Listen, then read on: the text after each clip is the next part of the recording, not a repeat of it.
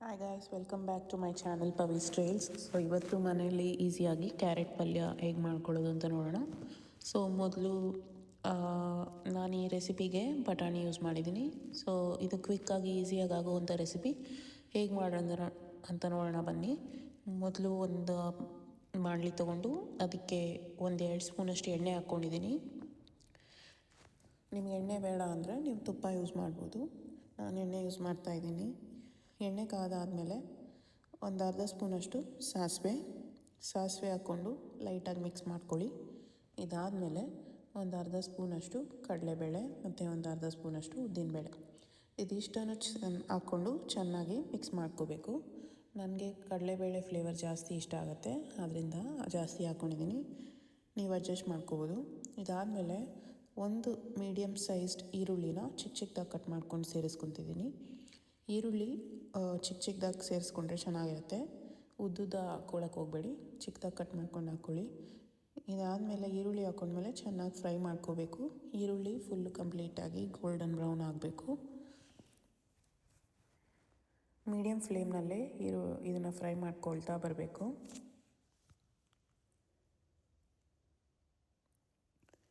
ಇದಾದಮೇಲೆ ನಾನಿಲ್ಲಿ 1-2 ಹಸಿಮೆಣ್ಸಿನ್ಕಾಯಿನ ಉದ್ದುದ್ದ ಕಟ್ ಮಾಡ್ಕೊಂಡು ಸೇರಿಸ್ಕೊಂಡಿದ್ದೀನಿ.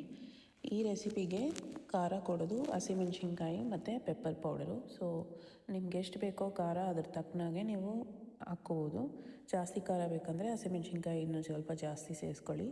ಇದಾದಮೇಲೆ ರುಚಿಗೆ ತಕ್ಕಷ್ಟು ಉಪ್ಪು ಎಷ್ಟು ಬೇಕೋ ನೋಡ್ಕೊಂಡು ಸೇರಿಸ್ಕೊಂಡು ಚೆನ್ನಾಗಿ ಮಿಕ್ಸ್ ಮಾಡ್ಕೊಳ್ತಾ ಬನ್ನಬೇಕು.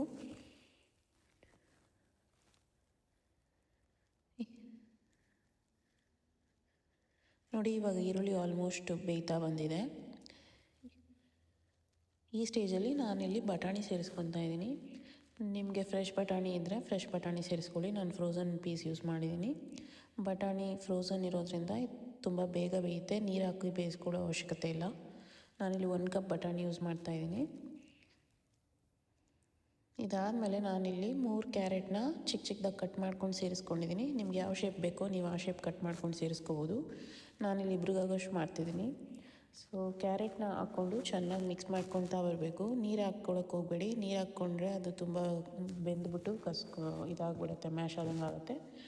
ಸೊ ನೀರು ಹಾಕ್ಕೊಳ್ದೇ ಹಂಗೇ ಫ್ರೈ ಮಾಡ್ಕೊಳ್ತಾ ಬರಬೇಕು. ಇವಾಗ ಲಿಡ್ ಕ್ಲೋಸ್ ಮಾಡಿ ಒಂದು ಸ್ವಲ್ಪ ಬೇಯಿಸಿ.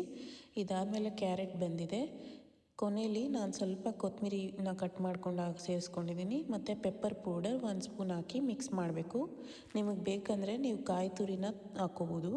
ನಾನಿಲ್ಲಿ ಕಾಯಿ ತುರಿ ಏನೂ ಸೇರಿಸಿಲ್ಲ, ಬರೀ ಸ್ವಲ್ಪ ಕೊತ್ತಂಬರಿ ಪುಡಿ ಮತ್ತು ಪೆಪ್ಪರ್ ಪೌಡರ್ 1 ಸ್ಪೂನಷ್ಟು ಸೇರಿಸಿದ್ದೀನಿ. ನೀವು ಟ್ರೈ ಮಾಡಿ ಹೇಗಿದೆ ಅಂತ ತಿಳಿಸಿ.